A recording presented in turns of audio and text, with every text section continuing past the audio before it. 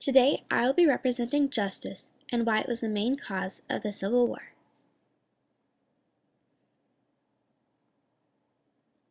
The two sides are blind to one another. The North sees that the world does not need slavery, as the people there are viewing what they have accomplished: steel, a railroad transportation system, factories, and mass production.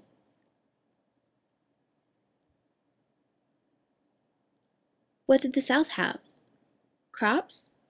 Cotton? Agriculture? The North didn't need slaves, and neither did the rest of the world. For the most part, slaves cost more than they were worth. The Southern economy was based on agriculture, and at the time, big agriculture required slave labor. Although many farmers did not own slaves, they dreamt of having big farms. And with big farms comes more crops. And with more crops, you need more labor. In terms, slaves.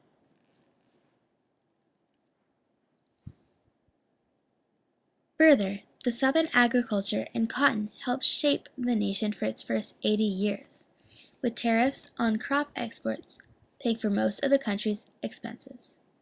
Clearly, the Southern states did not want outsiders telling them how to live. There are two sides to every argument, as you witnessed above. Each side has the belief that they are correct. They also have the sin of blindly rejecting the other side's argument, as Lady Justice couldn't decide the issues. The South seceded, and war was declared. But could war have been prevented?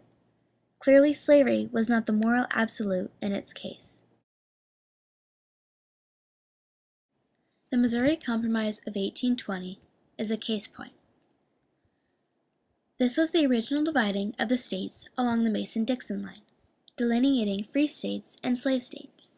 If slavery was considered a moral absolute, slavery would not have been allowed. Instead, it was tolerated where the practice was already common and necessary. The Compromise of 1850 further reflected on this idea and served more as a check on Southern power than as a referendum on slavery.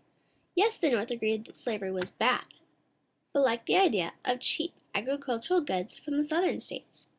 Further, the tariffs that these goods generated helped pay for the federal government, which would be hard to lose if slavery was completely abolished. Justice was also blind to the plight of the slave, as witnessed by the Fugitive Slave Act. This piece of legislation decreed that any escaped slave was still the property of his or her owner, even if that slave made it to a free state. If captured, the slave was required to be returned to its rightful owner. Not exactly a shining moment for freedom. The Supreme Court was also blind to the plight of the slave, ignoring their humanity in the Dred Scott decision. Slaves were officially banned of all their rights as human beings and treated merely as property. Clearly, people in the North were against slavery, but not so morally repulsed by it to recognize slaves as equals, human beings, or wanting them to live in their backyard, much less desiring an outright ban on its practice. Which leads us to the 10th Amendment to the Constitution. The power not delegated to the United States by the Constitution, nor prohibited by it to the states, are reserved to the states respectively, or to the people.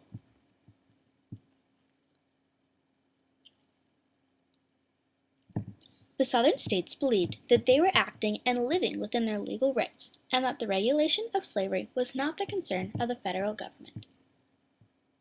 They also believed that the compromises of 1820 and 1850 were designed to check and erode their political power within the United States of America.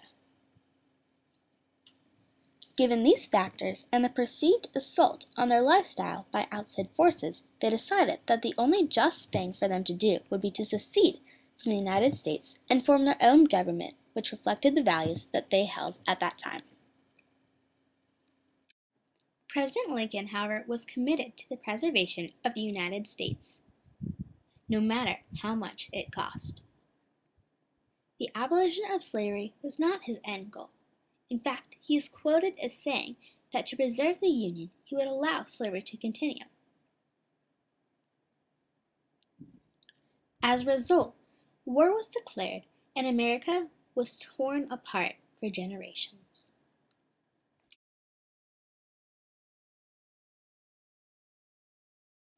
Thanks for watching!